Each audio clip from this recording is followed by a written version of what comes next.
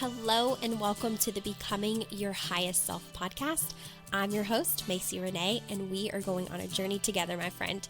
If you've been looking for a podcast geared towards your growth, self-awareness, navigating your brain's daily mind drama, and deep inner work to become your highest and best self, you are in the perfect place. Let's get started.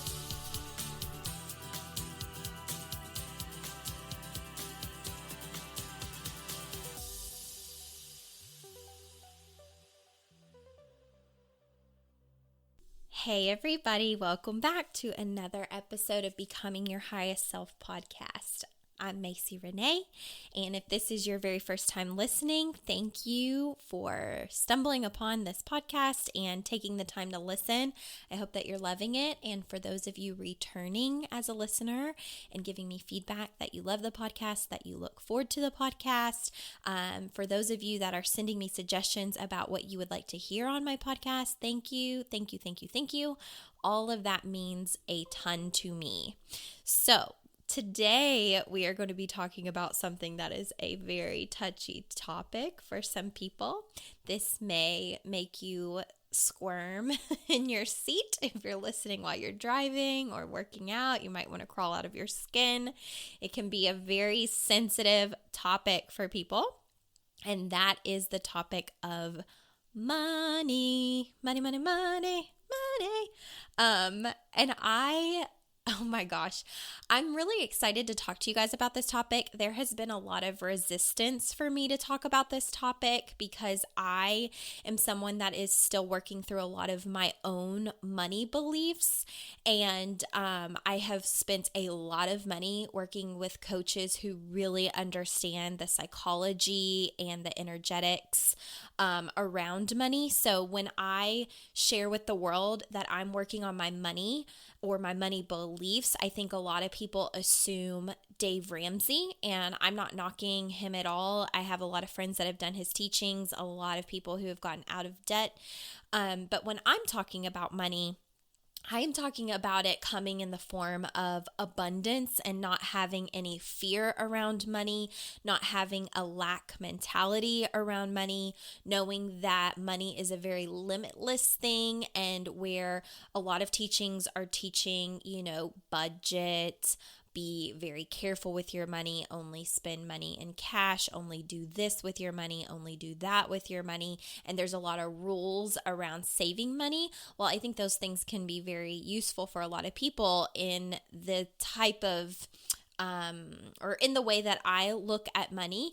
It's very different. And so I hire mentors that are helping me understand the energy behind money, how to call more money in, how to really strengthen my mindset around money so that I'm not utilizing this tool, because money is a tool, so that I'm not utilizing it in a form of lack and not enough, and I have to budget and I have to penny pinch and I have to be very scared about where my money's going and I have to say no to things.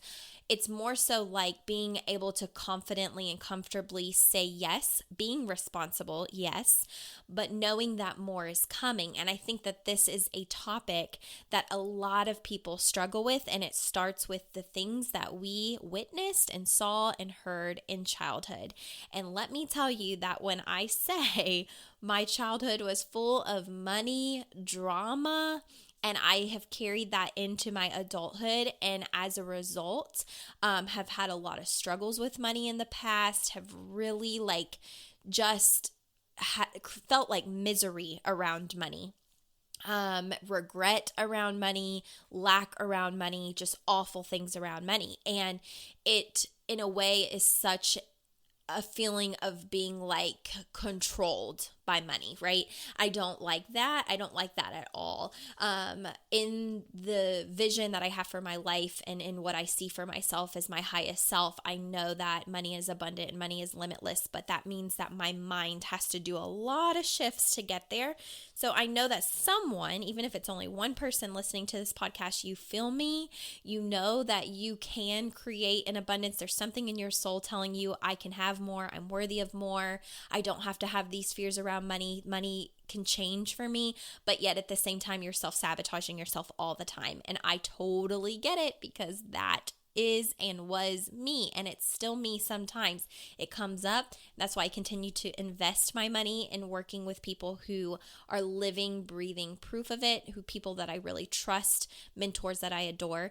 And I have promised that, out to the universe, I've sent this out to the universe, to God, to whomever, that when I understand money, when it is an integrity for me to understand money to the point where I have figured it out and I'm not having the same mind drama and struggles around it like I used to, that I will teach a money program. I've got the title and I've got little bits and pieces of it put together, but I will not teach it until it's in integrity. That's so important for me for any of my programs, for anything that people hire me for. I want to be in integrity, and that means having mastered most of what I'm teaching, if not all of it. So that means that I am a living, breathing example. I walk it, I talk it, I do all of the things. I am an example of that being possible. So a lot of the things that you hear on this podcast are things that I have worked through. I have invested in myself. I've read the books. I've listened to the podcast. I have done the work. I've put in the time.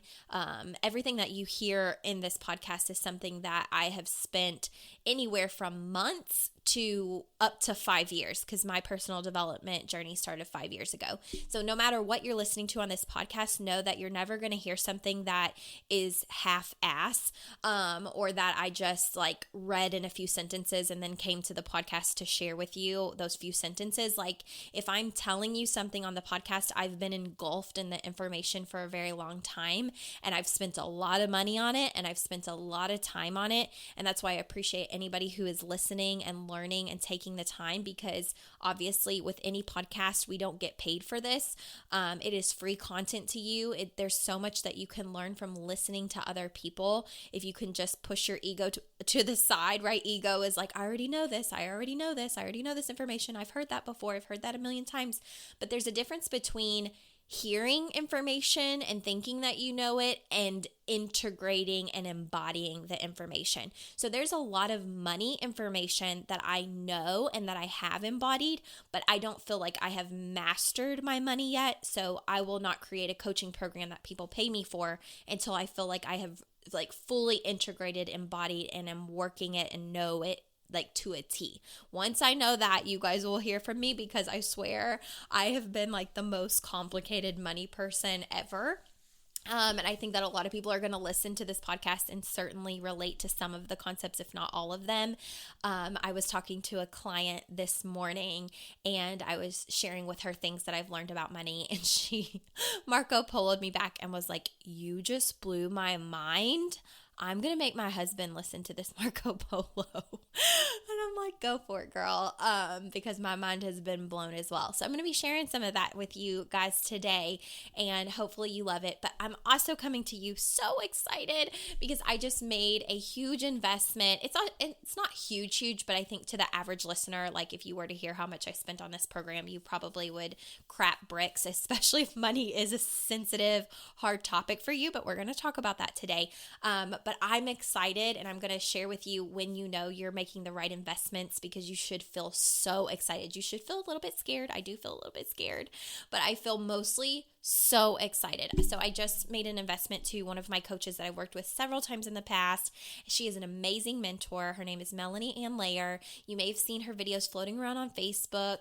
She is phenomenal, and she has a program called Quantum Prosperity that is $1,111 for around 4 hours of her time, a little bit more than that. And it's worth every penny. She is phenomenal. She's worth every single penny. And I used to say, back when I first started investing in coaching, my very first coaching investment was $200 a month. I thought I was going to crap bricks, you guys. $200 a month sounded insane to me when my very first life coach told me that price. Now that is laughable, because I wish that there were more coaches like that. There's honestly not, though. You can't get a lot of coaching for $200 a month. I mean, you can if someone's starting out, but honestly, back then, that felt so scary. $50 a week on my growth felt so scary, and I was looking at a bank account that a lot of times back then was always going into the negatives. I could not figure out how to save money. I wanted what I wanted, but yet I had, there's needs and bills, and and then I would want to invest, and I would hear the price of something that I need to pay for, and I would just have meltdowns. I mean, full-blown crying meltdowns, because I knew that I needed to do it, and then at the same time I didn't see the possible way. And so that alone has shaped a lot of my growth, is learning how to invest in myself, because it means that you're figuring things out. A lot of times, here's the thing. There's so much I want to say about this topic. I can't believe I waited this long to talk about money. But the first thing I want to say is that there's two excuses that people use the most in their life to get themselves out of something. And it is always, I don't have the time and I don't have the money. Those are two things that people tell themselves all the time to get out of things. And I'm going to tell you why that is.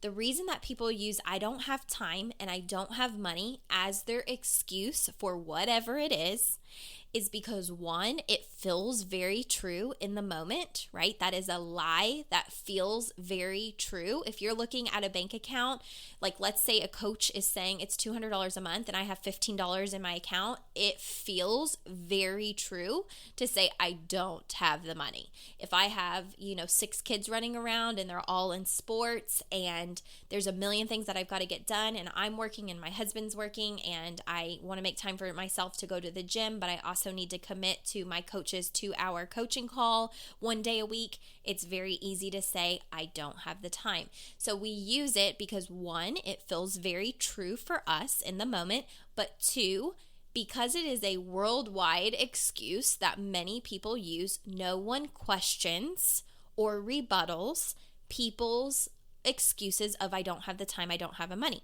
or don't have the money. Because most people are using those two excuses at any given point, we don't look at our friend and say, girl, stop telling yourself that lie, right? Because most of the time that lie is true for us as well. It feels so very true to say that. So nobody's questioning that excuse unless you work with a coach. And when a coach brings it up, you're more than likely going to feel triggered to your core, because for you, that belief is so ingrained and so true. It's like, how dare you question that is a lie, because it feels so true. And I have struggled with this in my past, because I was that girl that my coach's very first retreat, and this is laughable too, was $500. You guys, I pooped my pants whenever she said that this retreat for 2 days was going to be $500. It was in the Smoky Mountains, Pigeon Forge, beautiful retreat, changed my life. But when I invested that $500, here's the thing. First of all, I used the excuse, I don't have the money to go to that. And then there was something inside of my soul that said, you can't keep living the same way that you're currently living. That's the thing. It's a lot of times we'll use that money is our excuse, I don't have enough of it. But if you really think about that and you flip it, the same reason you don't have the money is the very reason you need to learn how to invest the money to make the shift. It's almost like someone giving you a solution on a platter and saying, this is how much your solution is, it will change everything.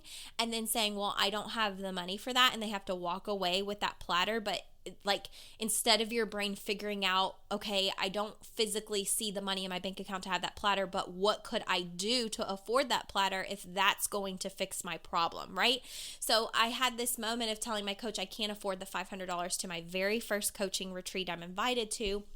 And then I had this thought of, am I serious right now? Am I really having mind drama over $500? If I can't afford $500, there's something seriously wrong in my life. That's the thought that I had. There's seriously something wrong if I don't have $500 extra laying around to spend on a retreat. So that's my first sign that means that everything in life is figure outable, so I have to figure out a way to get myself to the retreat, because not having $500 in my bank account feels very bad to say, it felt awful to say I don't have the money.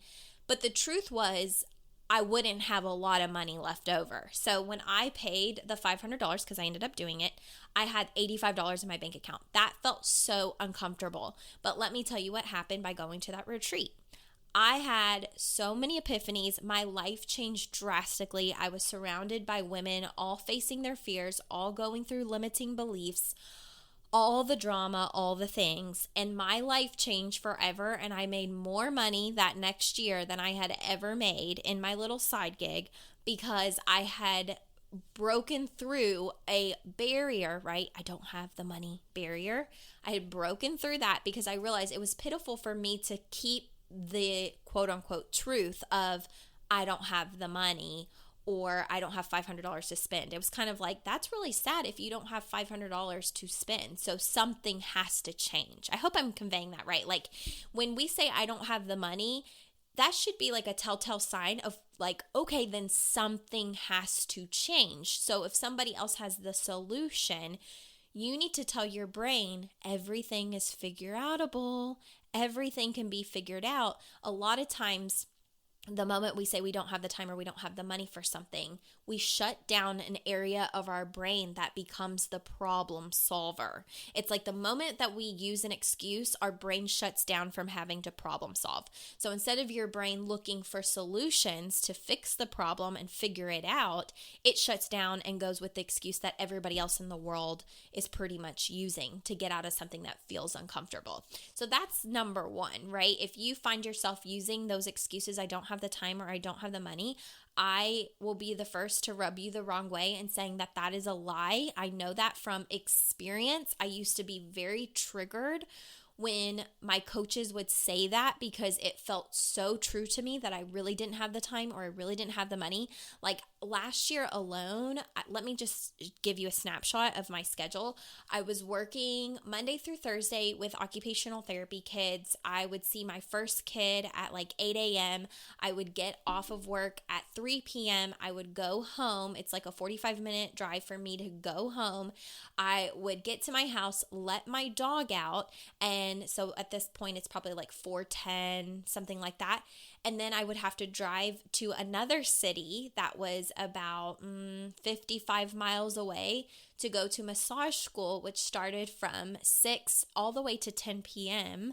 Eastern Standard Time, and then get in my car, drive the 1 hour back, get home at 11, go like take a shower, go to bed, wake up the next day at like 6:45, 7 and do it all over again. So adding anything extra in, like a coaching call or whatever it was, felt impossible. And at one point, there was a coaching program I really wanted to do. It was like, oh gosh, I think $444. The money didn't scare me at that point to spend that money, but the time commitment was on a day that I had massage school. So I could have easily used the excuse, I don't have the time, because, when you all are going to be coaching, that's going to be during massage school. But then I remembered, and everything I've learned through coaching is that everything is figure outable. So guess what I did? I went to that coach and I said, I want to invest in this program, but it's also important to me to be very present for it.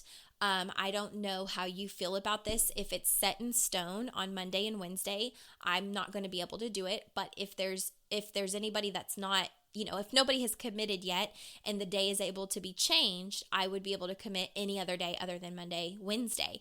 And thankfully, they had people in that group that also agreed that they could do another day. And by asking and trying to figure it out, I was able to make that investment and I was able to be present for the coaching calls because it's something I really wanted to do.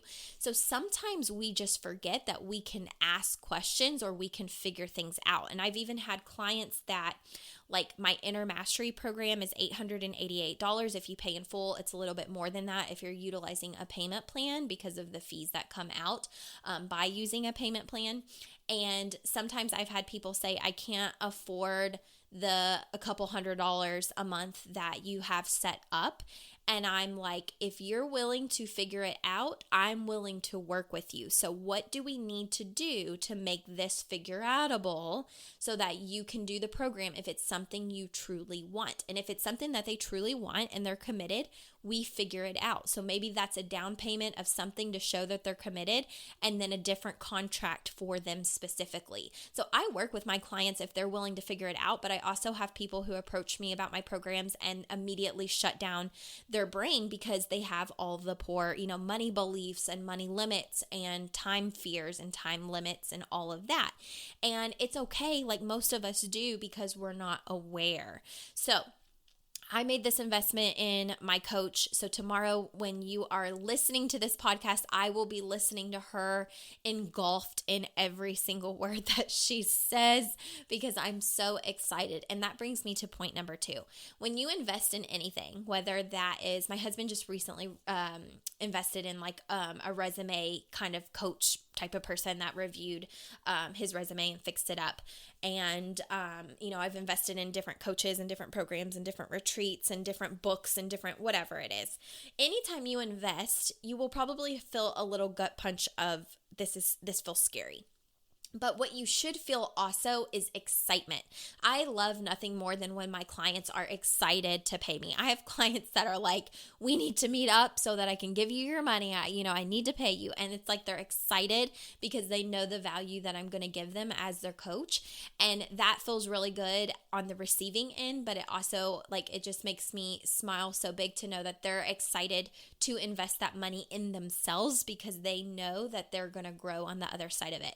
So anytime you're investing, just know it is normal to feel some resistance, to feel scared. And that's not your subconscious telling you not to do it. That's actually, it's one of those things that I talked about previously in this different podcast episode about the universe saying, prove it. When we say we want to do something, are we going to have integrity and follow through with it? And any of the investments I've made recently have felt very exciting for me because I know I'm going to grow on the other side of it. And I've worked on my money beliefs enough at this point to know money is coming, right? But there for a while it was hard. So that's what we're going to talk about. So let me go all the way back. That was a long 21 minutes of a lot of stuff, but hopefully some of that gave you some value. So when I was a kid, money was definitely something that was scarce at times. I would say on average though, I was raised by my grandparents and for the most part we were middle class. I wasn't necessarily denied a lot of things that I wanted as a kid, but I was very aware that there were money limits and there were even money struggles at times. So back then, things that I would hear growing up were if I wanted something at the store, right? And I hear a lot of parents say this, and I think it just gets carried down from generation to generation. But things that I would hear growing up are money does not grow on trees. Do you think I'm made of money? Go plant a money tree if you want more money. Go to college and get a job as a doctor or a nurse or a lawyer to make good money. What are some other things that I heard? We don't have money for that. Well, rich people are snobs. Rich people get to have that. We can't afford that, but rich people can. But you don't want to be rich because a lot of times they're mean. So these are things that my family would say a lot of times, and it may have felt very innocent, but what they don't realize is that something else we've talked about it. When you're a kid, you soak that up like a sponge, and you don't have the ability to reason and logic the way that you do as an adult because you don't have that same capacity with your brain. It hasn't developed to that point yet. So anything before the age of 12 gets processed as fact. You hear it, it makes you feel a certain way in your body, and that feeling attached with whatever thought that you're having is what solidifies that belief. Okay, so that's what creates our belief. Our belief is a mix of a thought that pops into our mind and the feeling that we have in our body, and the two together, whenever that feeling is strong enough, creates the belief. And then that is the foundation that we build everything else on. So as a kid, what I would feel whenever my family would say, money doesn't grow on trees, or do you think I'm made of money? I would feel guilt for asking for something that I desired. And therefore the guilt mixed with the belief or the thought, we don't have money for that, or money doesn't grow on trees, is like that's what would be solidified in my mind, in my body, in my soul, right? So I would think, oh, I feel guilty and we don't have the money for that. I shouldn't ask for things that I want, So this would be carried on over and over and over again. As I grew up, I would hear that all the time. I remember being maybe like 11 or 12, and my grandparents, I think, were in a financial hardship, and they came to me and said, how much money is in your piggy bank? And I said, I think I had saved like $550 in my piggy bank. I was hoarding that stuff.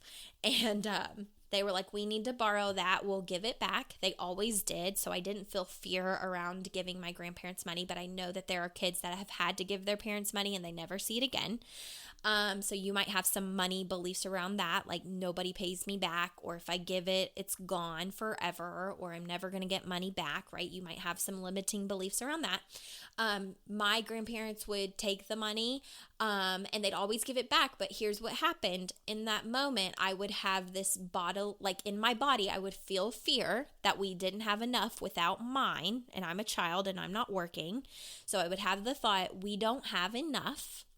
And I would also have the thought of, I need to make a lot of money when I grow up, or I don't want to feel this way whenever I grow up, or I don't want my kids, or I don't ever want to have to ask my kids for money whenever I grow up. I hope I have enough. So I would formulate my own thoughts, and in my body, I would feel fear.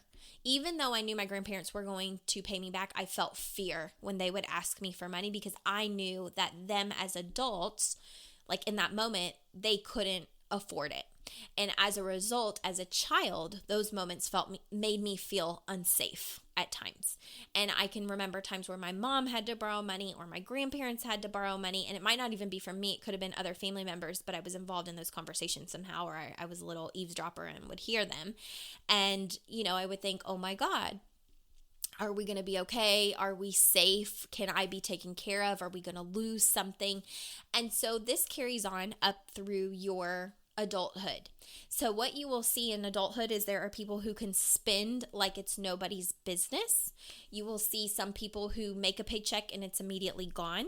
You will see people who are so frugal with their money, they're afraid to spend anything, and they're going to tell you, no, you have to have this much in savings. We're not going to be able to afford any of that. But the thing about all of those things, and I've been there for all of it, is that it's a lack mentality. And there is an energetic frequency around money. We think money is this we think it's something that you can literally hold on to. But what we don't realize is that money is given its value simply because somebody made the value up, right? Like, we know it's $1 or $10 bill or a $20 bill because someone made it that way and said so. But at the end of the day, it's a piece of paper we hold in our hand. Money comes in, money goes out. It's an ebb and flow, right? It goes in, it comes out, it goes in, it goes out. And think about like the times you can't touch money. It's in your bank account. You're seeing it go because you're paying bills, but you see it come in because you're working or whatever. It's an energetic frequency, but we hold on to money like it's this thing that's going to go away and possibly never come back. And when you get in that mindset, you are lowering your energetic frequency for receiving money. So let me tell you one of the ways that I saw this when I started to learn personal development. One of the very first things that I learned was whatever you put out in the world, you attract. You are a mirror. Things are mirrored back to you. So if there's something happening in your life that you don't like, it's because you're putting that energy out there. It's being reflected back to you to teach you. I hated that statement whenever I first learned it. Oh my God, did I hate it? And sometimes I didn't always see it. But at that point, I was very heavily in my relationship marketing company, and I was selling skincare.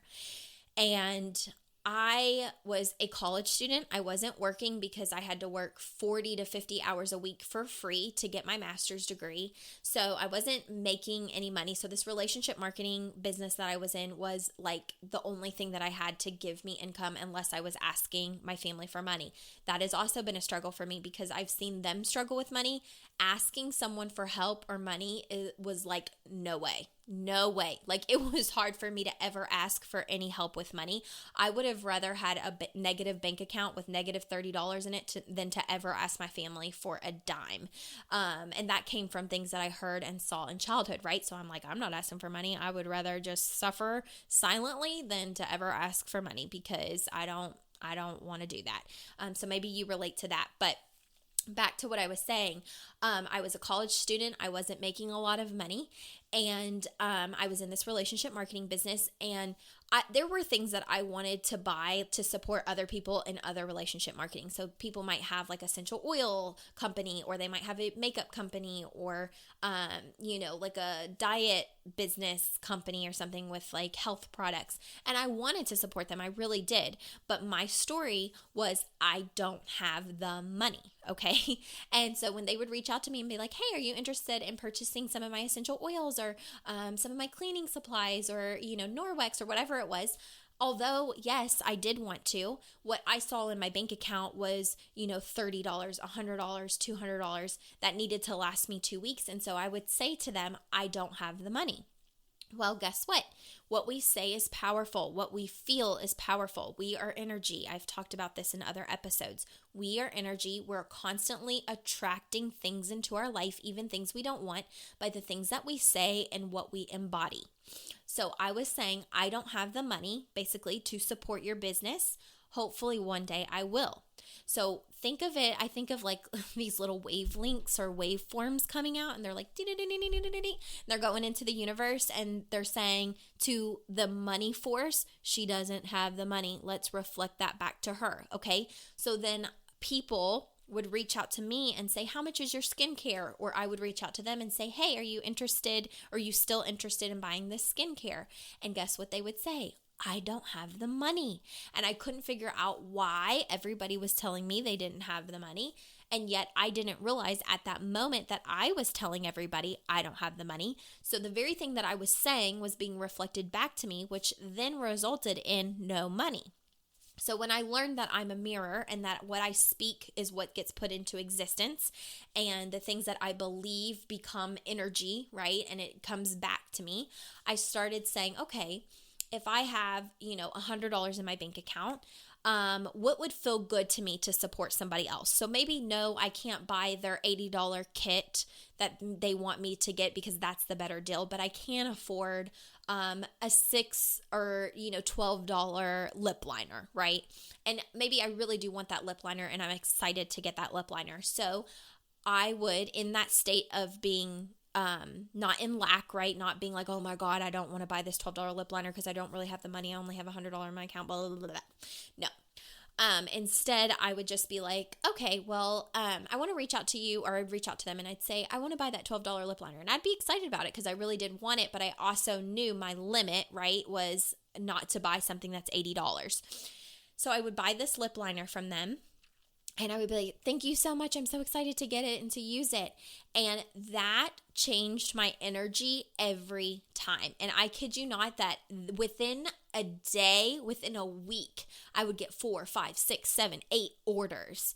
And it was just like it freed my money block. So what people don't know is that we all have a money temperature. We all have a money blueprint. We have amounts of money that we feel comfortable making. And although we maybe want to make more than that, so let's say you make $3,000 a month, and you want to make more than that, maybe you want to make $5,000 a month.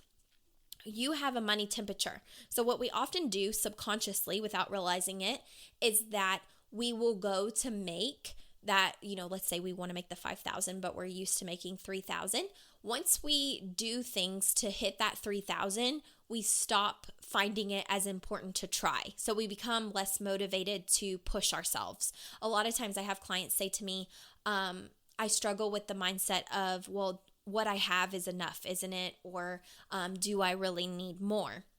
And where that's coming from is because they have that money temperature where they feel comfortable. So once you hit it, even though they could make more, right? They might have like a side business that they're doing, or they could go do a yard sale this month, or there's other opportunities for them to create more income and flow with money, a lot of times they will stop at that 3,000 because subconsciously they feel safe at that 3,000. So even though they desire 5,000, it's not as important as their comfort of being at the 3,000. Does that make sense? I tell you, your brain is always looking for the most comfortable route. So a lot of times it's not going to do the extra mile. That's why personal development, training your brain, working on your mindset is so very important, because unless you push yourself, your brain's not going to do that for you. You have to make a conscious decision to change your life. So it's a conscious decision for me every day to work on my money beliefs, because subconsciously there's a level that I know I'm even comfortable at. And even though I want to make more, I always see when I hit that comfort zone of wanting to slow down, wanting to not work as hard, wanting to just lounge on the couch and that be my reward for working as hard as I did because I met my, the goal that I've always had, rather than aiming to have more. So that's another way that money really can impact us, right? But you take all of these money beliefs and whatnot, all of the ways that you attract money. And I want you to imagine that money just floats above your head. Like if money's an energetic frequency, and I'm moving my hand above my head right now and you can't see me, but I think of money floating above all of our heads, right? And it's at a very high frequency. It comes with the most ease to the people who believe that money is abundant. Money is always coming to me, right? Money flows out, but it flows right back in. Money is not something I have to stress about. There's no lack around money. There's no need for me to fret about money. There will always be more money and I can attract it, right? So that's kind of where money is frequency-wise. And then you've got us with our brains that self-sabotage, and our brain tells us we don't have enough money. Yeah, we'd like to have that, but we can't afford that. Yeah, well, that must be nice for them making 50,000. I only make 30,000. Or that must be nice for them making six figures. I only make 70,000. Or there's never enough. There's never enough. Or God, I can't even afford my bills this month. Or, oh, I wish that I could afford to go to the lake every weekend like them, but I can't. All of those things that you catch yourself saying are money lack. So if you think of the money frequency floating above your head with this very high frequency of energy, when you are in lack mentality of I don't have enough, I won't have enough, that's impossible, that'll never happen for me. I'm a teacher, there's no way I can make $10,000 a month. I'm a nurse, there's no way that I could be a multiple six-figure earner. I'm whatever it is. Yeah, that must be nice that they can afford a boat, but we'll never be able to afford a boat. Good for them that they're able to build a house. I'll never be able to afford a house. Money doesn't grow on trees. All of that. That is all lack. It is such a low vibration, it is such a low frequency that you will never touch that money floating above your head. The more lack that you see, the more you will attract. Your brain is looking always for the evidence to be true. So the moment that you're in a lack mentality, all you're going to see is lack, which causes more lack, more lack, more lack, which means less money, less money, less money, to the point where you're freaking out, crying in the fetal position in the corner. I know this because I've been there, okay? I have struggled. Money has been such a struggle. That's why I've said, when I master this, you guys, I will have a coaching program on it. Mark my word, I will, because it's been a struggle between everything that I heard in childhood, everything that I believed. My family believed that the way that you become wealthy was to go to college.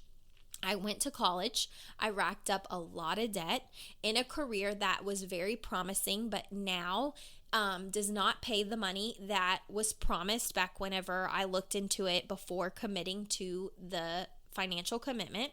And it's fine, right? But I can't harp on the fact that debt screwed up my life or whatever. That's a very lack mentality. So what I have to do is shift my brain and tell my brain, I have learned valuable things from this, right? And I can attract money in more ways than a college education. But my family truly believed that by going to college, because I was a first generation college student, that I was going to be very, very, very wealthy. They thought that was the answer. So that is what I grew up believing I would have to do. Probably from 5 years old, I knew I was going to go to college because that was how I was going to get out of money struggle. being that I went to college, and what a lot of people are facing is college debt. And it feels like it is a never-ending battle to pay that back. It feels so like you just feel like you're drowning at times. I've been the person with deferment. I have been the person that have had to call and say, I cannot afford this amount. We've got to figure this out. I've been on income driven. I have, been that person. And it is a scary place to be. And I remember one time listening to one of my coaches say, do you choose or does money choose for you? And let me tell you, it shook me to my core. Do you choose or does money choose for you? That statement has impacted my life forever, because anytime I'm in a situation where I desire something and I have to say no because money chooses for me, not because I choose, but because money chooses for me, it lights a fire under my ass to change it. I can just tell you that. That hit me like a ton of bricks. I was like, no more. I know that there are people who maybe this does not resonate with them and they don't care this much, but I don't want to live a life where money chooses for me. I want to choose. If my friends are all deciding we're going to go on a 1-week friendship trip to Italy, I want to either say hell yes, right? Because I can, or hell no, because I'm not interested. But I never want it to be because money chose for me. And I know that the reason that money chooses for me is because of my thoughts and the limits that I place on myself. So with that being said, the most important investments that I can make in my life, to me, the most important thing is someone that's going to help me strengthen my mind, not someone who is going to support my lack mentality. So I hire coaches to work on things that are like keeping me behind, whether that be family drama, whether that be self-sabotaging, whether that be money beliefs. If it is a struggle for me and I'm tired of living in that prison, I'm going to hire someone that knows what they're doing to get me out of it. I think that paying for coaching is an invaluable investment because your life changes forever if you're willing to do the work. Now, if I was to pay my coach $1,111 for her program tomorrow and not show up to it and say she didn't help me at all and not get on the call, then no, making that investment is not going to change my life. What is changing my life about that is I am so burning excited to show up for it. I'm so excited to hear everything that she's going to teach me. I'm so eager to not be in a space of money decides for me. I'm so eager to know that what it's going to do for my clients when I have all of that information on top of what I already know. And it just makes me super excited. So I know I'm going to show up to it in a big way. That's another thing too, is sometimes we are presented with opportunities to show up and change. Like for instance, a podcast, right? This podcast is free, but not everybody will listen to it. Sometimes I've done free coaching programs, but people get in the group and then nobody ever watches the video, right? So sometimes that investment is the thing that makes you change. When you invest $1,000 on a coaching program or like my inner mastery program, $888, you show up very differently. You show up to those calls. You dread missing it. If life is happening and you have to miss it, there's always the replay, right? But my clients dread missing that call because they are emotionally invested. They are financially invested. Their time is invested.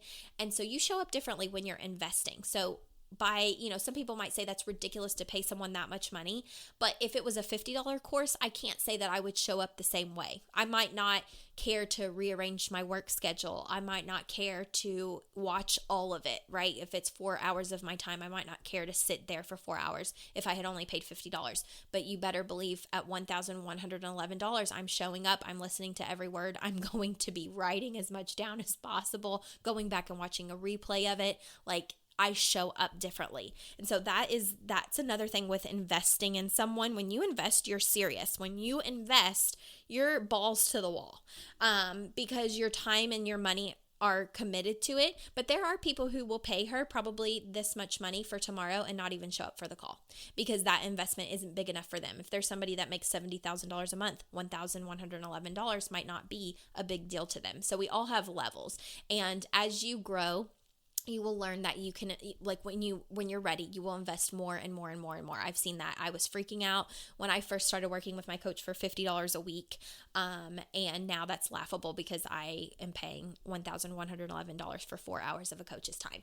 So you will get there, right? If you desire to keep growing and expanding and getting to the next level, the next level, the next level. And people will say it's bull hockey and blah blah blah, and there are definitely people out there that you could scam you. So look into who you're investing in. Trust them, know them, get to know them. Don't just sign up for just anybody's program if you've never met this coach or followed them for a while or whatever the program is. Get to know them, ask them questions, see what they're going to teach you, and you can learn something, whether it is a good investment or a bad investment. Remember, you're responsible for how you show up and what you get out of it. So make sure that no matter what investment you are making, you're showing up to it 100%. So that was, taken off track. I totally did not mean to go down that rabbit hole. In fact, I wanted to tell you a story more about the energetic frequency, but I got on a tangent. Money, God, I could have done 2 different episodes with money because there's so much to say. But let's go back to money is circulating above you, right? And you're at this low vibrational frequency. So here's what I learned. This is something I learned from my coach, and it changed my life because I am guilty of this, okay? Maybe you're guilty of this. Listen up. Listen very hard because I'm going to teach you why you might be attracting less than what you desire. So a lot of times we forget to be grateful for the fact, we forget to be grateful for the things that we have and the things that we're able to afford, like groceries, like sleeping in a bed at night, like having a roof over our head. There are people in other parts of the world that are sleeping on dirt ground with no clean drinking water, no shelter, and lucky to find a meal every few days. Really, in America, for the most part, we could want for nothing, okay? But just because we could want for nothing doesn't mean we're not worthy of more. Okay, people get hung up on this. We forget that we can have more, that we can grow and expand to be able to experience more with our life, okay? Sometimes we let the guilt take us over of why we can't have it. But even so, we really could want for nothing. We have our needs met. If you have clean drinking water, if you have shelter, if you have food, if you are able to rest in a decently comfortable place, you have your needs met. What we forget is that a lot of times what we're asking for are wants. They're extra luxuries. They're things to make us extra comfortable, right? Like, I don't need the $70 down-filled mattress cover duvet. I don't need that. But yet a lot of times in my language, I'll say, I need that to be more comfortable. So first of all, we forget the difference between a need and a want. We could really want for nothing here where we are in this country. Like, most of our needs, our basic living needs are met. But we still have wants and we still have desires. And I don't like to live in that mentality of money chooses for me. I want to be able to choose. But what I didn't realize is that literally money is just an energetic frequency. It comes and it goes, okay? We think it's this thing that we can hold on to forever, but at the end of the day, it's energy and it's an exchange for something we either need or we want. So I want you to think about that money floating above your head. It's at a very high frequency, and you have to be ever so careful about what you are putting out in the universe, because the only way to touch the abundance of what is possible is to be so effing grateful for what you already have and in the mindset of there is more coming to me, which is most of us are not like that. Most of us are like, their money doesn't grow on trees. Good for them. They have that. I don't have that. We can't afford that. No way. We can't go on vacation. Absolutely not. Like, normally we're freaking out about money. The average person is freaking out about money. Okay. That is a very low vibration. That is not able to touch what is possible above our head with all of that money and all of that abundance. So, with this being said, here's what I learned. From my coach, she said, most of the time we are not grateful for the little things. So, what do you do when you see a penny on the ground? Do you walk past it? When you're cleaning out your car and there's pennies and nickels, do you grab them and put them away and say thank you for the abundance, or do you suck it up in the vacuum? Because let me be very frank and honest with you that I would suck it up in the vacuum. I hate even admitting that, but if I saw a penny in the bottom of my floor and I'm vacuuming the car, I just sucked it up. I was like, oh, it's just a penny. That was my mentality. It's just a penny. If I walked past a penny on the ground, I didn't pick it up and say, oh my God, a penny. Thank you, universe, for supporting me and sending me money. No, I was like, oh, that's just a penny. In fact, my grandma will pick up anything that she finds on the ground, any kind of change. She would pick up a penny and be like, oh my God, a penny, and like totally celebrate it when I was a kid. That's something that she did do. And I would just roll my eyes at her and I would be like, it's just a penny. Okay, here's the problem with that. When you have the thoughts or the statements, it's just a penny, I'm not touching any of that abundance money that's floating in the universe above me. Because what the universe hears is she's not grateful for the little things. She does not deserve more. No way. Okay? So when I am looking at that as not enough, even though that is financial abundance, the universe is like, why would we send her more when she's not thankful for the little things? And the little things are things like $5 coupon off of your meal. Okay, $20 off of your groceries for whatever reason.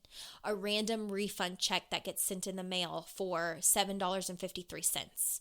How many times has that experience happened to you and you say, they were better off not sending this to me at all? I remember one year I got a refund check for 3 cents. It was a check for 3 cents. And I was like, why in the world would the IRS send me a check for 3 cents? Just keep the 3 pennies, okay? In those moments, you're sending an energetic vibration to the world that you don't desire more, that you don't need more, that you're not thankful and grateful for what you have. So it's like the universe is trying to send you money to see where you're at, and you're like, nope, don't like it. Wasn't what I wanted. Send me 100, send me 100,000, pay off my loans, do something useful. Okay, when you have thoughts like that, and guess what? That was me. You're not going to get more. You're not going to tap into that abundance. So when you see people making buku money, guess what? They're tapped into gratitude like you would not believe. There's no fear around not having enough. They've worked on that. They know that money is constantly coming and going, that they're supported in the universe, that there's always going to be more. And as a result, they're tapped into that frequency. They're floating up there with the money. It's always coming in.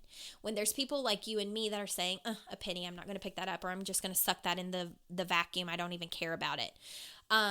That's why we stay at the frequency that we're at. That's why money chooses for us. That's why life is very difficult and we have a lot of poor money beliefs. Why would the universe send you more if you don't appreciate the what it's sending you? And so this comes in multiple forms. A lot of times my clients will want to make X amount of money doing this one specific thing. So what I've been trying to teach them since I've learned about money beliefs is that you need to be grateful for any money that comes in that contributes to your goal. So for instance, one of my clients had a goal to make $50,000 with her new business that she just started. And we were holding the space for that $50,000 to come in with that business. And at this point, it doesn't look like she's quite going to get the $50,000 out of that. And I was like, but here's the thing. You don't want to shut down the energetics around money for the 50K coming in only with this being like through your business. The 50K can come in multiple ways. The 50K, if you're open and you're operating through the frequency of anything as possible and abundance and all of that, it can come through a refund check. It can come, trust me, it'll come in weird ways. And I know this because I've been putting this into practice, okay? When I have an abundant money mindset, when I'm aware of the energy and my thoughts around money, when I can invest without freaking the F out and be excited more money comes to me. Whenever I am in a good headspace with money, I attract clients and money as if I am covered with sticky glue. Okay, think of that sticky glue on Matilda. It just comes so easily. But the moment that that switch turns on for me and I feel fear around money, or I feel lack around money, or I start to fret around money, it shuts off. It's that simple. It's that easy. It will just shut off, and it's 10 times harder, okay, to receive money. So in those moments, I have to almost start from scratch and be grateful for the little things. If I find a penny now in my house, I pick up that penny and I say, oh my God, thank you so much. I love you, penny. Thank you for supporting me. I am a money magnet. There's a book by Harv Eker or Thinker. I probably butchered his name, but it's called Secrets of the Millionaire Mind, I want to say. Is that Secrets of the Millionaire Mind? I think. I'll have to look that up for you guys. I'll try and link it in the show notes if I can remember. Harv Eker, I think. But he teaches, like, every time you find a penny, every time you're given a coupon, if a random stranger said, oh, I have an extra one of these buy one, get one free coupons. Do you want it? Instead of saying, no, thank you, I don't need the coupon, being like, oh my gosh, thank you, because money is coming to you. Money is supporting you in that moment. But how many times do we say, I don't want the coupon, or, oh, it was just $5 off my meal. That's no big deal. Or, it was only a 50 cents off one box of cereal coupon. Who cares? Or whatever it is. A lot of times we don't realize it, but we're not being grateful for the little things that we need to be grateful for. When you're grateful for those little things, like finding a penny, finding a nickel, and celebrating it, I mean, literally feeling that energy in your body of, I'm a money magnet. Money comes to me easily. I find money easily. Money comes to me without stress. Okay, you have to be excited about those things, or you're pushing that energetic frequency of money further and further away from you. You will be in the cycle of not enough for the rest of your life. Promise. Okay, so if you don't want to be that way and you want to have a better relationship with money and attract more money, celebrate with gratitude the little things that you're finding. Last but not least, the one thing that my coach said that changed my life, and that's what I'm going to leave you with today, is that she had a friend. This was like a very close friend of hers. She loved this friend. She was there for this friend. When this friend called in the middle of the night crying, she answered the phone no matter what time it was. She was always there for this friend. If that friend said, I need you to come over, she came over. She was best friends with this girl. And one day when she was sitting with her, her friend said to her, I just can't wait to have real friends one day. And she looked at her and she was like, what do you mean? And she goes, real friends like that I can do fun things with, like where you can travel together, we can drink mimosas together, we can have champagne, we'll have like real fun. And she was like, is this not real fun? Is this not real friendship? I don't understand. And she was like, like I just want real friends, like real girlfriends. And she goes, I answer the phone for you no matter like what time it is in the middle of the night. I come over and I take care of you. I'm here when you're crying. I'm here no matter what you need. And you're saying that I'm not a real friend. And she was like, well, I just want like fun friends, like friends where we go do things, friends where we go travel, fun stuff. And so she was like, wow. Okay. So obviously that friendship did not last because she didn't consider it a real friend, but then she related it, teaching us about money. When we get the penny, we're like, ugh, I wish this was real money, or I wish this was fun money. I don't want the penny. Why would I want the penny? That's not fun. Or if somebody gives you a $5 bill for your birthday, I wish it was $20. Like, I wish it was real money. Or, gosh, I wish I was making $100,000 a year. I wish I was making, $10,000 a month. Like, I want real money. I want fun money. And what she was explaining was you need to treat money like you would your spouse that you love and adore, or like the friend that you love and adore. Would you treat money by saying, like, would you treat your friend by saying, you're not the fun friend. You're not my real friend. Like, yeah, you're here for me and everything, but you're not like my fun friend that I get to do something with. Or you're not my fun husband. You're not my real husband. You're not like, you're okay, but you're not like the real one that I want to be with, that I want to spend time with. You wouldn't do that. So why do we do this with our money? That's what she was saying. It's like we find the penny on our car floorboard and we're like, but you're not real money. Like, yeah, if you were a $100 bill, I'd pick you up and put you in my wallet, but you're not like the fun money. You're just a penny. Guess what? The universe hears all of that and it says, okay, if you can't appreciate it, there are plenty of people in the world that do. So we'll keep them in the frequency of money. They'll have abundance when you see them making $100,000 a month. And I know a lot of people doing that because that's who I surround myself with. And you're wondering why you're stuck at $2,000 a month. Ask yourself how you're treating your money. Ask yourself the thoughts that you're having around money. Do you have lack around money? Are you being nice to your money? Do you celebrate your money? Do you constantly complain about your bills? Do you feel like there's never enough? Are you constantly in a lack money mentality? Like, what are you thinking and doing when it comes to money? Are you saying, no, we can't afford that. No, we can't do that. Well, good for them that they have that. Well, yeah, well, she's a rich snob, or she's got everything that she wants, or she was born with a silver spoon in her mouth. All of that's an energetic frequency, and all of it is telling the universe at all times what you want more of or what you don't. And so you need to treat your friends, you need to treat, not your friends, but you need to treat your money as if it's your best friend or your husband. And if you would never tell them, yeah, but you're not the fun stuff, you're not the real stuff, like, I don't like it, then don't treat your money that way. And that's a big thing for me to learn as the girl who used to suck up my pennies in the vacuum. I did it on accident a few weeks ago, and I was like, no, penny, come back. Oh my God, I was so grateful for you. Please. Oh my God, I sucked up my penny.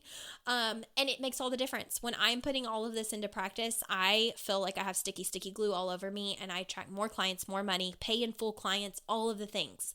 But the moment that I start getting in my head that maybe it's all going to go away, and maybe the money's a fluke, right? And maybe nobody's going to ever pay me again for my expertise or anything like that, then all of a sudden things start slowing down. So it's a constant process. And I promise when I master this, I will teach it. If you love this podcast episode, reach out to me. If this has been something that you've struggled with, reach out to me. This is the longest episode I've ever done. I hope that you found value in this hour of us talking.